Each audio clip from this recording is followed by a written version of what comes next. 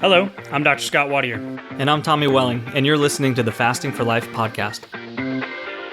This podcast is about using fasting as a tool to regain your health, achieve ultimate wellness, and live the life you truly deserve. Each episode is a short conversation on a single topic with immediate actionable steps. We cover everything from fat loss and health and wellness to the science of lifestyle design. We started Fasting for Life because of how fasting has transformed our lives, and we hope to share the tools that we have learned along the way.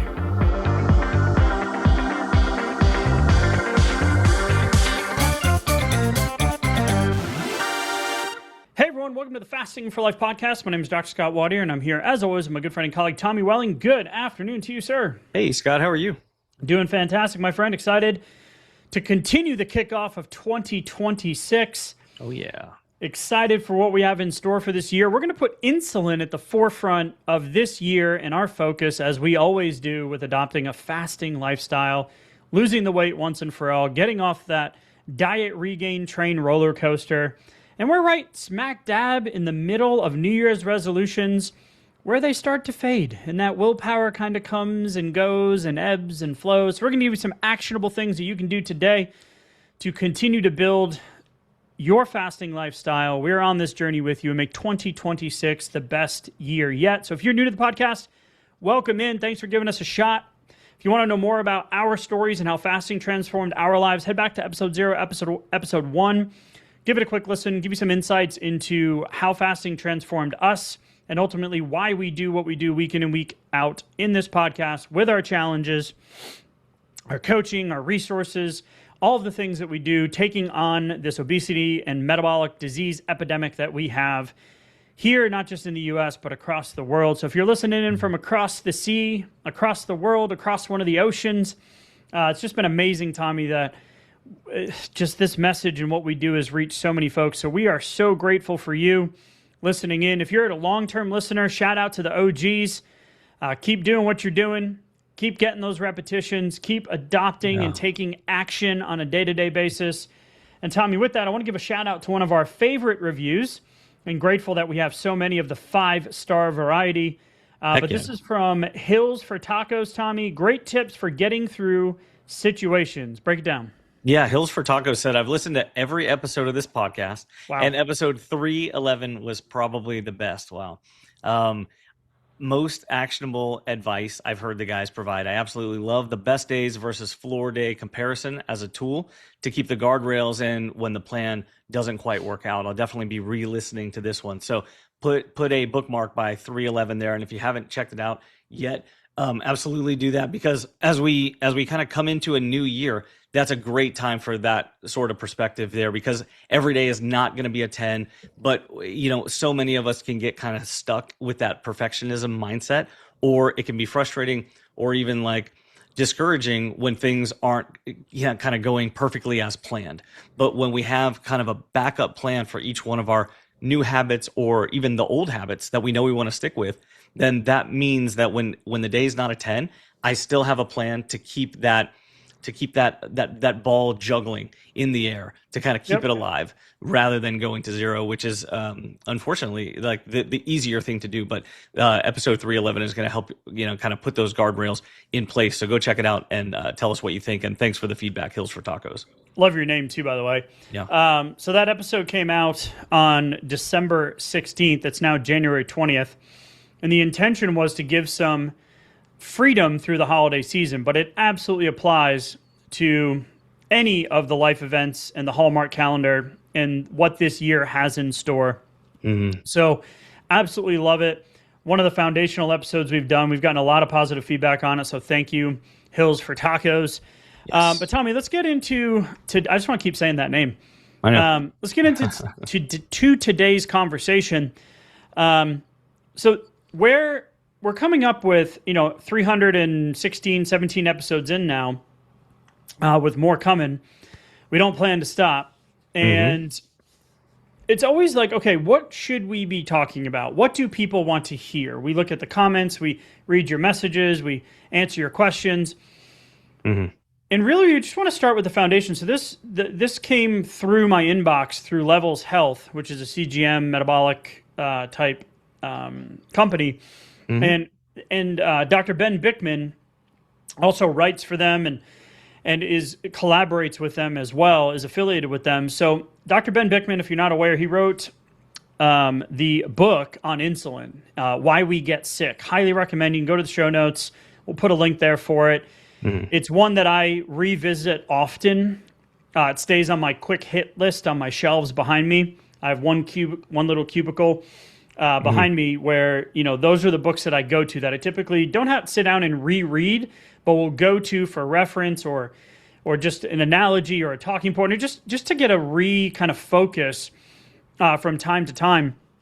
Yeah. So the article was actually saying 5 surprising metabolic insights from Ben Bikman. So I went and listened to the hour and 45-minute podcast where he was breaking down the metabolic insights. And we're really going to take a myth-busting kind of conversation today and how we are adapting a fasting lifestyle and why insulin is in that key driver's seat. We're going to double down and focusing on insulin and metabolic function this year, which drives ultimately why most people come to fasting, which is for weight loss.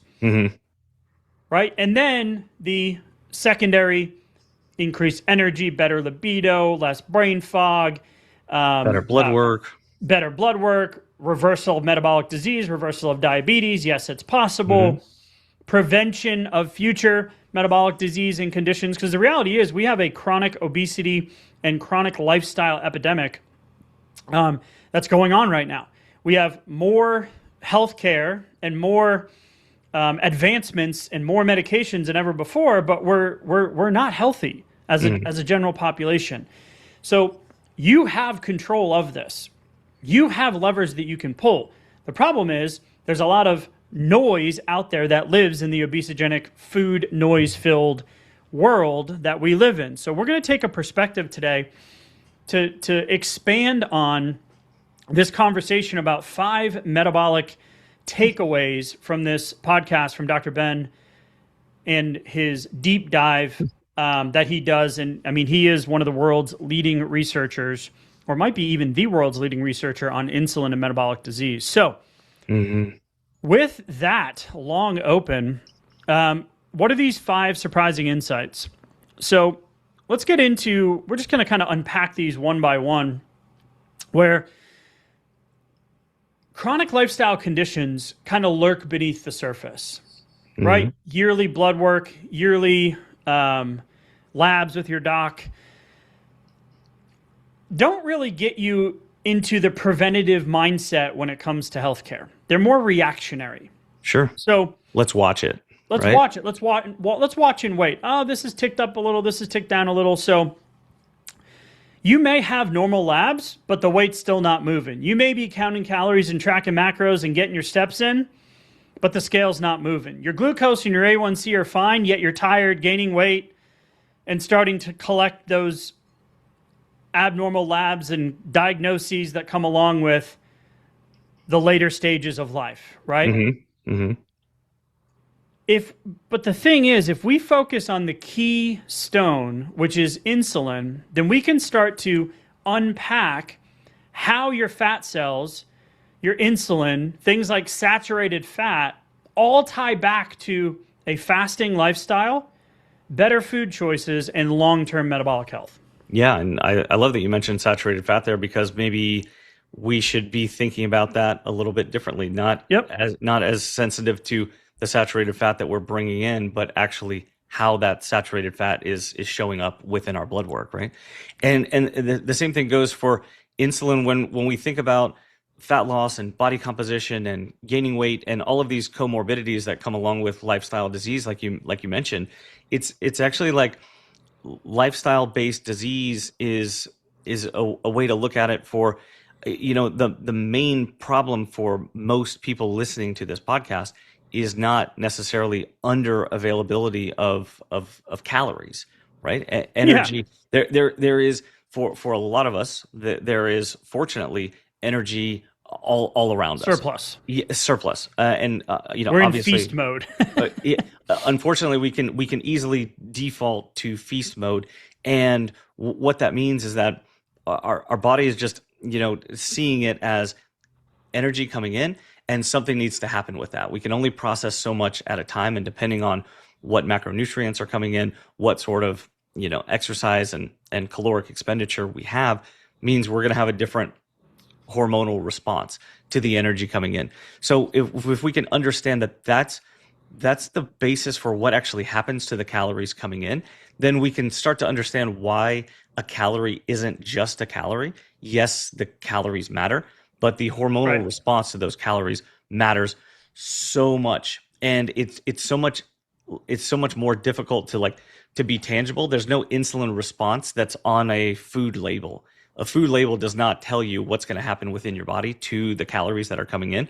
So it feels less tangible for us, but it's actually determining more of what happens within our body composition than the total number of calories.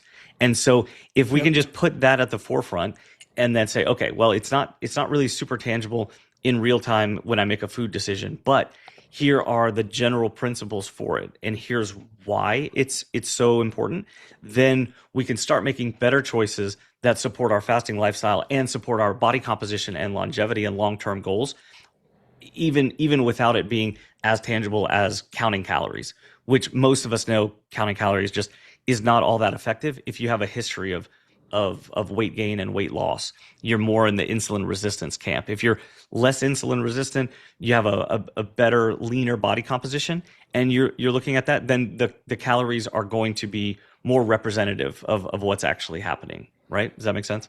It does, and that's really going to set us up for the conversation. The starting point of today's conversation is that insulin affects every single cell in your body. Mm-hmm. That's unusual, right? Because when you hear insulin, you typically think diabetes or blood sugar. Sure. But insulin's reach extends far beyond just managing your blood sugar. It literally touches every cell in your body. So that's uncommon for one of the hormone signals. Typically, when you have a protein-based hormone, that's going to affect a specific tissue, like a thyroid. Mm-hmm. But insulin is really a metabolic conductor. So think of like the Boston Symphony, right? The maestro. The maestro. The guy doing the thing, or the woman doing the thing with the stick that I have no idea what they're doing. Yeah.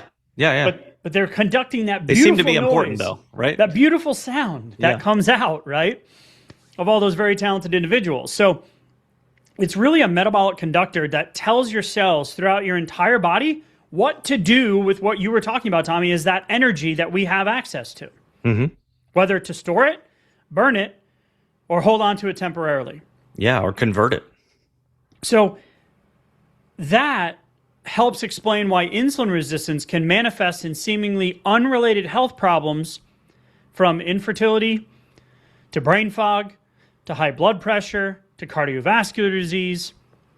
And here's a couple of examples.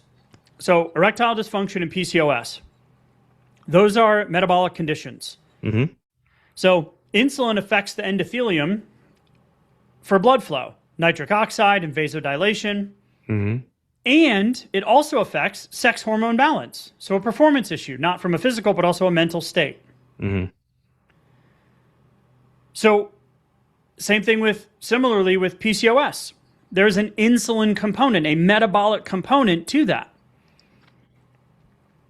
So when we start fasting, limiting our carbohydrates, making better food choices, we'll give you some tangible action steps. This is why we see so many people, like our rockstar coach Kieran, changes in cycles, libido, mental clarity, because it's the hormonal plumbing, that conducting, that's going on beneath the surface with insulin as the conductor. There's less insulin chaos, better vascular and hormonal signaling to all of those different, in this example, reproductive organs and sex hormone organs. Mm-hmm.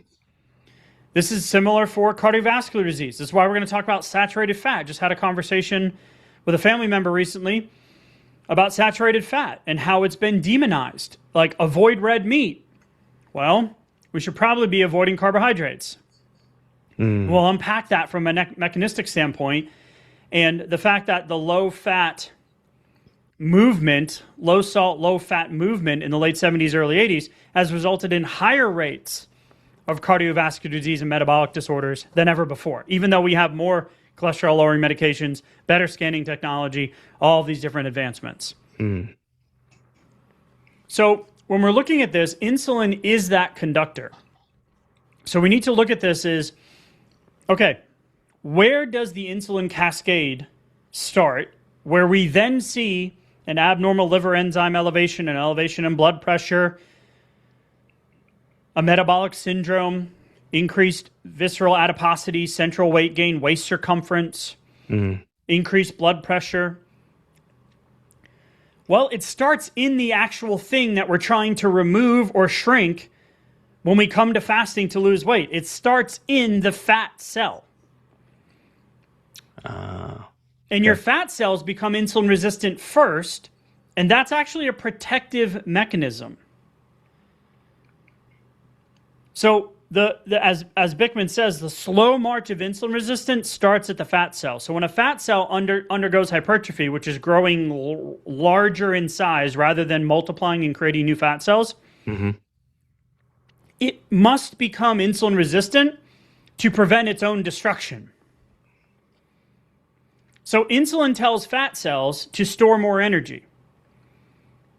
But when it's stretched to capacity, insulin, it needs to become insulin resistant to protect itself. So it doesn't rupture. And this is where we see this in different ethnicities, where they can be relatively lean, but yet have higher rates of type 2 diabetes. It's the difference in the fat cell behavior. There is slight genetic background. Right? Some people make more smaller fat cells, while others favor what I was just describing, which is making fewer fat cells, but making them larger. Yeah. And small fat cells are very insulin sensitive and anti-inflammatory, but the larger fat cells automatically create an inflammatory cascade, so that we like to say it this way, that these fat cells become metabolically active. This is why we say, let's get the weight moving quickly, because you probably heard, don't lose the weight too fast, right? Sure. Let's get the scale moving quickly and get a big chunk of that weight off, because then your body's going to be able to function better metabolically and reverse some of this first step of insulin resistance, which starts at that fat cell. Yeah, because when the fat cells are overfilled, like what you were talking about, they're sending out a completely different hormonal communication cascade that then goes to all of the other cells in the body as well, and has feedback loops back up to the brain. So then you have an imbalance in leptin and ghrelin and hunger and satiety cues that happen actually because of the fat cells growing in insulin resistance. So this is where the problematic kind of the positive feedback loop, and that sounds like a good thing, it's actually not, happens within overfilled fat cells and insulin resistance. And so that's really the cycle that we need to break with fast cycling, so that when we throw a wrench into that link of communication right there from the fat cells and then back to the brain back to the fat cells, and then all throughout the bloodstream, whenever we throw a wrench in that communication cycle, then we can start the reversal of all of the other comorbidities that go along with it. To your point, Scott, of actually just starting to get some of that weight off, start shrinking some of those overfilled fat cells. And it's amazing how, cravings get different, get easier to deal with. They go down. It becomes easier to consistently fast because we're actually getting better hormonal signals too. And that's the catch, is your glucose may be normal. And the myth would be, if your glucose is normal, you're not insulin resistant. But the reality is, in early insulin resistance, and this was me, I'll share you the details if you want to head back and hear my story, listen to the first couple episodes of the podcast. But this was me trying to figure out, like, what the heck? I'm doing all the right things, but it's just not working. Because your blood sugar, your A1C and glucose will remain normal for years, even though that insulin resistance at the fat cell and then systemically, whole body, kicks in later on down the road. So there's like this time under tension concept. The amount of time that this process is going on from a metabolic standpoint then leads to your blood sugar eventually rising because your body can't compensate. Your fat cells are almost acting like a sponge to soak up that extra insulin. Like basically, they become a buffer to your own development of being able to even see the problem of abnormal glucose, because it's actually the insulin that's abnormal under the surface, but insulin is much harder to test. It's not normally looked at. Not readily ordered. Right. And even just the foundations of understanding diabetes it came from just a sweet smelling, and actually they used to taste urine back in the day as a quick diagnostic method. And so just that sweet urine became kind of like blood sugar became the central like theme for diabetes and understanding blood sugar and blood sugar related issues. It all became about blood glucose, but upstream from that is the insulin problems that have been mounting and growing for years, like you said, and most likely decades, that have been essentially like covered up or almost undetectable under the surface. Not quite undetectable, but usually just not detected because they've been lying underneath the surface. And one of the most common issues is chronic fatigue, brain fog, wired and tired, sleep disturbances. Those are all indications that your blood sugar balance, those big swings due to that insulin resistance, is there, and it translates into weight loss resistance and non-scale movement, right? Mm-hmm. So the progression of that fat goes from fat to the liver, to the muscle, to the endothelium, to the brain, explaining why some people look mildly overweight, but already have fatty liver, hypertension, and cognitive issues. Mm-hmm. So it's not this concept. One thing we are going to talk about is here in a minute is so that fat cell itself is an endocrine organ. So those bigger fat cells create that chronic inflammatory response. So that's why we like to measure hsCRP, which is a whole body systemic inflammation marker. Mm-hmm. You have insulin resistance there, but this also starts leaking fatty acids into the bloodstream. And when you think fatty acids in the bloodstream, then you start thinking cholesterol. Then you start thinking cardiovascular disease. That's why we're going to have the conversation around saturated fat, specifically because of this process. So we're talking about, to summarize the first kind of segment here, is it's not just the calories, it's the hormones. Mm-hmm. So insulin, stress hormones, cortisol, circadian rhythm, sleep, and that inflammatory cascade change how the body handles the output or the usage of the energy that you're taking in. So it's either going to drive or reverse insulin resistance. It's never really staying the same. So things that drive insulin resistance: too much insulin, frequent carb intake, snacking, too much stress, an abnormal stress response, your HPA axis, and then ultimately that inflammatory, too much inflammation, chronic inflammation, the arthritises, the itises of the world, gingivitises, cellulitises, arthritises, right? Anything that has an itis at the end, that's an inflammatory response. Yeah.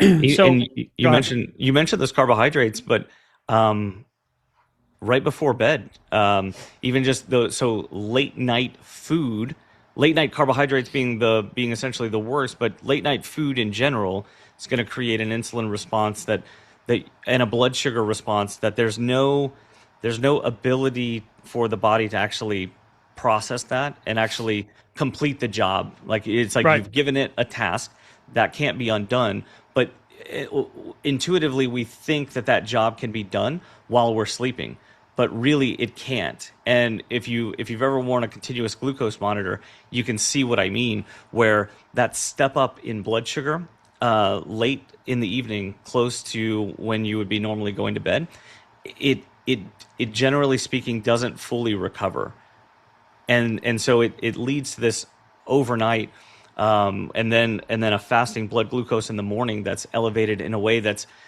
unexpected. And so you wouldn't necessarily intuitively think that that's going to be the case. And the more insulin resistance you have, the more that step up is going to still be there whenever you wake up in the morning.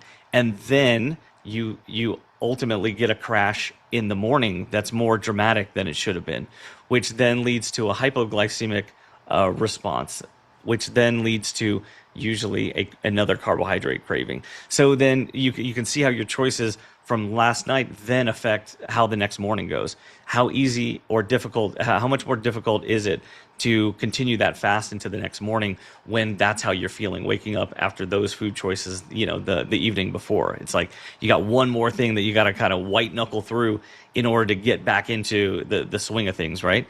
And then you can zoom out and kind of extrapolate that even more if that's been the case, and then you're going into New Year's time, New Year's resolution, and then oftentimes it can feel like you have a lot of instances of that you're kind of contending with, right?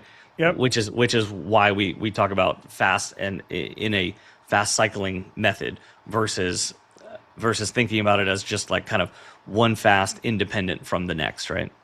Yep, absolutely. So I want to talk just a minute about the insulin resistance. There's a fast and a slow process here. Mm-hmm. The quick insulin response is really going to be that rapid reversible changes. These are going to be driven by your stress response, inflammatory burst, certain foods you've eaten, poor nights of sleep, activity levels, etc. But then the long-term component is the tissue-specific resistance that we were talking about. This is where you'll see the different populations, ethnicities, and where the fat deposits are. That's why we talk a lot about visceral adiposity here. Mm-hmm. So the beer belly, the gut for men, the lower abdomen, hips, and thighs for women most of the time. That's really where we want to focus, because the glucose-centric medical system that we have misses this early process. So just to summarize this first kind of conversation is, before you see glucose or A1C go up, your fasting insulin's often been elevated for years. Blood pressure meds, statins, PCOS, ED, migraines, chronic inflammation, arthritis, all of those things I mentioned. So what are the levers that we can do as we transition into like testing and action steps here to really get a hold of this and make sure that we're working on it and not just waiting for it to become a bigger problem in the future? Is we want to talk about food choices, right? And this is where we're going to have the conversation around saturated fat. So we'll talk specifically about carbohydrates initially, because that's the first thing you think of, right? Carbs drive the biggest insulin response. They break down into glucose, give you the most amount of energy floating around in the system, and then your insulin needs to take over to do something with that, either shuttle it into a muscle cell. So we'll talk about muscle, body composition. It will either then store it as glycogen in the liver or fat cells that are trying not to rupture, if it can. Mm-hmm. So, carbs, saturated fat, what's really happening in your bloodstream? So carbohydrates just don't raise the glucose like I just mentioned. What happens if you have excess carbohydrates, those are converted in the liver into saturated fat via the process of de novo lipogenesis, or DNL.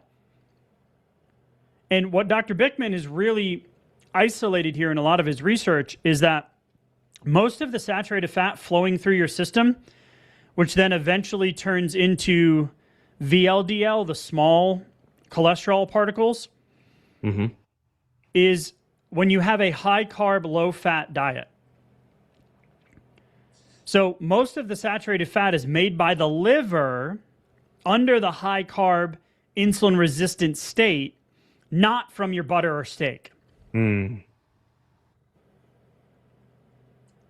So I'm just going to pause for a second. So you can, 3 meals a day, plus snacks, late night snacking, late meals, indulgent foods, hyperpalatable foods, high hedonic foods, restaurant foods, DoorDash foods, right? All that fun stuff. Sure. It's not necessarily the saturated fat that's in the food, because there are different forms of saturated fat. Saturated fat from red meat versus processed refined food, big difference. We want to know that your body is inherently smart. If we can focus on not eliminating carbohydrates, but refining the source, so refined natural carbohydrates like sweet potatoes, white rice, those things, sourdough bread, you're going to limit that transition of saturated fat production coming from the food choices that you're making, not from the demonization of what's in the butter and the red meat, if that makes sense, Tommy. Yeah, it absolutely does. And I mean, it makes sense, because when you're in more of a fat storage propensity environment within your body, that means your glycogen stores are high. Glycogen stores get high by feeding more often. You don't have to have high caloric intake, or you can be at a caloric balance. But when you're intaking food on a relatively pretty like a fairly often basis, so without time restriction of your food, you're more likely to spend more of that time in a higher glycogen state. And so the reason why is because you've had less time to burn through the previous Yep. meal by the next time that you go and bring in another meal. And so to say that it's that's not necessarily inherently bad, but understanding that without the time restriction of those meals, you're going to spend more of that time in a high glycogen state, means that the body is ready to start storing fat. Because if glycogen stores are already high, there's nowhere else to put the excess fuel, mostly carbohydrates, but your body could basically turn what it needs to short term into more carbohydrates. It can take some of the macronutrients that you get, turn it into more carbohydrates, and then store it within the liver and even to a greater extent in the skeletal muscle. And so the more muscle you have on your frame, the more glycogen you can actually store. Yeah, the more you can process. Yes, absolutely. And then that also leads to bigger swings on the scale as well, which means that if you go off track or you have some time where you didn't utilize your floor strategies Episode like we were talking 311. about, episode 311, you didn't exercise your more foundational fasting within your fast cycling, then you're storing more glycogen, and water weight has to come along with those glycogen molecules. So that's problematic as far as the physiology, but also as far as your mindset goes too, because it's a little tougher to feel motivated all the time when you're watching the scale either stay high or having these big swings in the scale. It can hit your mindset much worse and more dramatically than if you're maintaining control over what the scale's doing, right? Yeah, and this is one of the main 5 takeaways from the Levels article. Now, we've expanded on that from going through the actual podcast with Dr. Bikman. But one of the main things is that carbohydrates before bed might be sabotaging your sleep more than you realize. And this is something that we preach in a fasting lifestyle, is an earlier meal is always better, because your insulin sensitivity goes down by up to 30% at night. So the same meal at 8 a.m. and the same meal at 8 p.m., you're going to have 30% less metabolic flexibility to be able to handle that load at night. And this is 100% true for me. This is why I don't drink anymore. Date nights, we'd go out, we'd eat well. Not crazy indulgent. I'm not a big sweet dessert guy. Have a couple of drinks. I guarantee that my recovery on the next day was going to be red on my Whoop. Yeah. Every single time. Yep, like I know that is one lever that I can consistently bet on, if I was a betting man, that it's going to be happening. So most sleep advice, and we teach this as well. You can grab our sleep guide on the website, thefastingforlife.com. It's a free little infographic, has some things to do to work on stabilizing your sleep. But it's like screen time, blue light, bedroom cool, stick to a schedule. But with a lot of our folks that use CGMs, and we help coach them through kind of interpreting the data dump that happens, the overwhelm that happens, is carbs can activate that flight or flight response. So why am I so hot? Why do I feel anxious? Why am I wired or tired? I can kind of feel, anytime I would drink, I know I could like feel my heartbeat when I would go to bed. Yeah. Right? But that's from the glucose overload that's happening from the metabolic standpoint. So when you are in a hyperglycemic state and your blood sugar will spike, you activate your sympathetic nervous system, your fight or flight nervous system, your stress response. That's the last time you want to do that. So if you're going to have a heavier carb meal, make sure you prioritize protein with it and put it earlier in the day. 100%. Absolutely. And even just that lifetime, that habit, that familial kind of habit of late night snacking. That's what I grew up in. After dinner, ice cream, chips, right, popcorn. Yeah. It doesn't even have to be like ice cream necessarily. I mean, it was for me and my family for sure, but it doesn't have to be. And it can still be very, very problematic because you still have a blood sugar response that requires an insulin response. And then so you're going to sleep with that. And you like, for me, I could sleep through basically anything, but at the same time, I wasn't getting that restful recovery. So it turns out sleep efficiency was very low, even though feelings of like being rested or being, it was easy for me to fall asleep and to stay asleep. I would sleep like a log. But a big part of that was actually the the insulin load that was happening. And that was actually making for a deeper sleep. It's actually Yep. an overly deep sleep that leads to less heart rate variability. And it's really, really problematic over time. And it's very problematic for your longevity and your health and lifespan, actually. Yep, absolutely. So what are some other levers that we can do here? So from a fasting and lifestyle perspective, obviously eat less often, shrink your time, shrink your nutrition window or nutrition opportunity, right? Mm-hmm. And Get the weight off. not less. Just even if you're like, man, I'm still working with my hunger hormones. I've got an empty leg, so to speak. Yeah. Like I eat past fullness. Your hunger hormones are out of whack. Leptin, all those different types of things.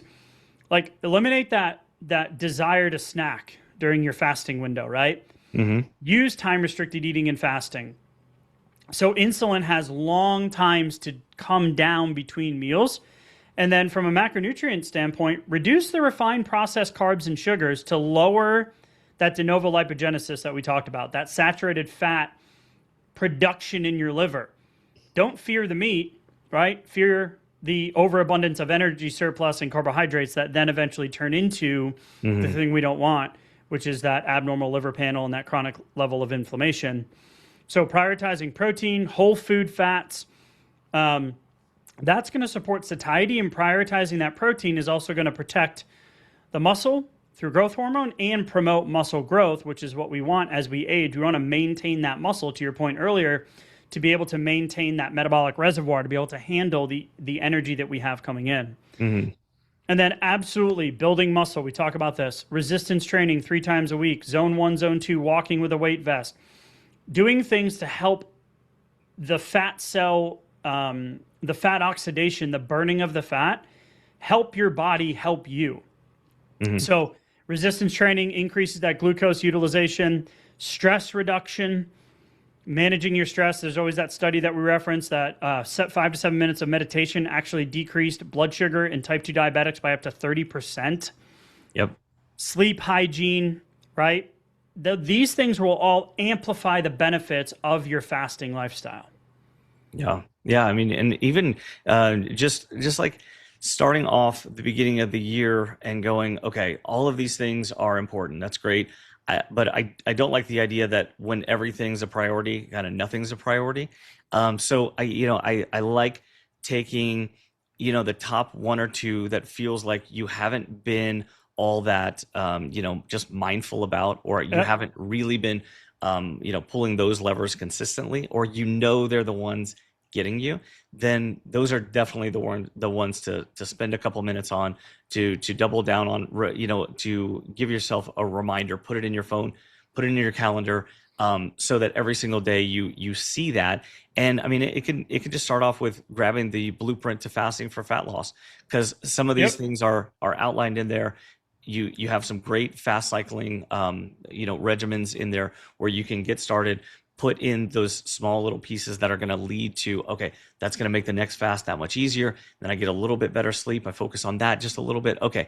And then you kind of feel the momentum build. So pick 1 or 2 now, but then also be quick to add another 1 or 2 in, maybe in a few days, maybe it's a week or so after you feel like, okay, I got that one. Okay, let me add in a couple more. And you start feeling better. And guess what? That becomes its own source of motivation. So definitely go to thefastingforlife.com, grab the blueprint to fasting for fat loss.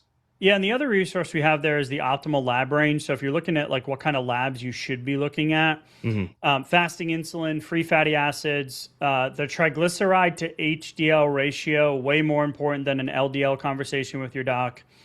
APOB, if you can get it. HOMA-IR, which is the gold standard. You need a fasting insulin and a fasting glucose to be able to calculate that. You can find those calculators online. Those are going to flag the metabolic dysfunction long before your fasting glucose, A1C, blood pressure, liver enzymes, long before that stuff starts to show up on your yearly routine blood work. So go grab that list as well if you're looking for some more specific lab-based advice. But Tommy, as we wrap up today, I'm trying to summarize this in 1 or 2 statements here, is that fasting isn't just about restriction and omission and eating less food. It's really about asking less of your insulin. So your cells can finally hear the signal again burn the fat your liver's been making from the carbs or the consistent insulin stimulation through eating and snacking throughout the day, and move you away from the quiet, glucose normal, labs are normal, metabolic crisis that the standard labs keep missing. So as we put insulin in the forefront this year, Tommy, final thoughts?